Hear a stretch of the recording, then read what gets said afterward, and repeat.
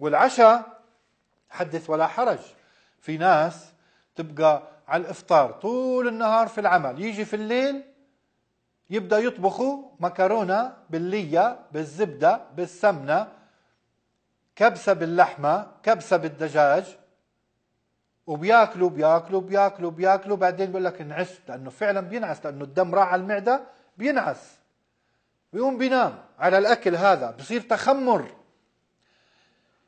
اسمعوني، اسمعوا نصيحتي، هذا الأكل في الليل ولو قبل ساعتين من النوم، لو قبل ساعتين بهالطريقة يدمر.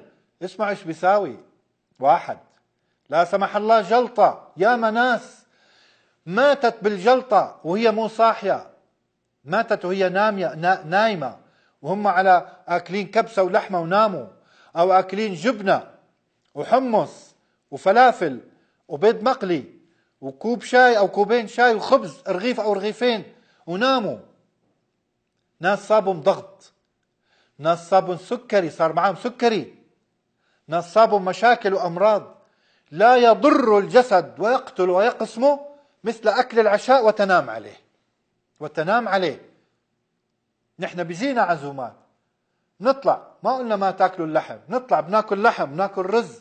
أنا شخصيا رحت على مطعم جتني عزومة آكل لحم وآكل رز، لكن أعمل اتجاه معين، لا أكله يومي. الثاني، إذا أكلته لا أنام إلا على الأقل 4 ساعات تمر بينهم ساعة مشي، أمشي، ما أترك نفسي. لازم إذا أكلت لحم أو رز في الليل، وهو نادر، ما أكله أنا دائما، نادر ما أكله. العشاء نادرا ما أتعشى، نادرا. وإن فرض علي العشاء، كنت مسافر، كنت عزومة عند ناس عند أحد، ما يصير أقول له لا آكل قليل، لا أكثر. وإن أكثرت لأنه ما كنت متغدي مثلا، قلت لكم أمشي ساعة ولا أنام إلا بعد مرور 4 ساعات وقد أكلت. سلطة بكمية معتدلة، يعني أكلت سلطة، كسرت سلطة. إذا أكلت 200 جرام لحم على العشاء، آكل 400 جرام سلطة، لأنه السلطة فيها أنزيمات تهضم اللحم بشكل أسرع مما كان. اللحم يظل في الأمعاء أكثر من 12 ساعة إلى 24 ساعة حتى الجسم يتخلص منه. 24 ساعة الجسم عم ببث سموم اللحم وانت موجود نايم أو صاحي. الخضار 3 إلى 6 ساعات يظل في الأمعاء ولا تبث سموم. إذن ليس شرط اللحم. العشاء بشكل عام، العشاء إذا تعشيت تعشى قبل 4 ساعات وامشي بينهم، مش ساعة، نص ساعة، لو في البيت. لأنه كل هالأمراض اللي تجينا من وين؟ مفاصل وركاب وأكزيما وثعلبة وبهاق وتصبغات وتوتر وضغط وغدة ومدة ونقرس وبقرس وزلال وغيره. من وين؟ هي جرثومة؟ لا. فيروس؟ لا. خلل غذائي. ما قتلنا مثل الأكل، ما يقتلنا مثل الأكل، خاصة على الليل، خاصة أكل الليل. يا أخي تعشى ساندويش بسيط، تعشى إذا عندك دجاج، يعني صدر دجاج، نص دجاجة صغيرة، بس مش كل يوم، وكثر من السلطات. لكن تعشى قبل 4 ساعات، مو مشكلة تعشى بس قبل 4 ساعات. والله إذا أنتم بتقولوا الدكتور عم بنصحنا فلان والدكتور فلان والدكتور فلان إنه لازم ننام بدري، وفرض علينا العشاء 11 في الليل وأنتم بتنعسوا تناموا بدري، ظلك صاحي إذا 11 في الليل لصلاة الفجر ولا تنام على العشاء، تخيل وين؟ ظلوا صاحيين، لا تنام على العشاء إذا تأخرت بالعشاء، وامشي بينهم نص ساعة إلى الساعة.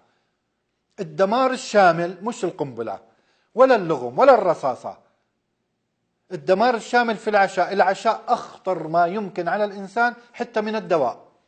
أستغرب مريض يكون عنده أكزيما وبهاق وسرطان ويجي يغذي خلايا السرطان بالعشاء، ولا تليف على الرحم أو تكيس على المبايض، ويغذي نفسه ويغذي المرض بالعشاء، يسمم قولونه وأمعائه، معاهم سكر ويتعشوا. تعشوا لكن خفيف وامشي بعد العشاء.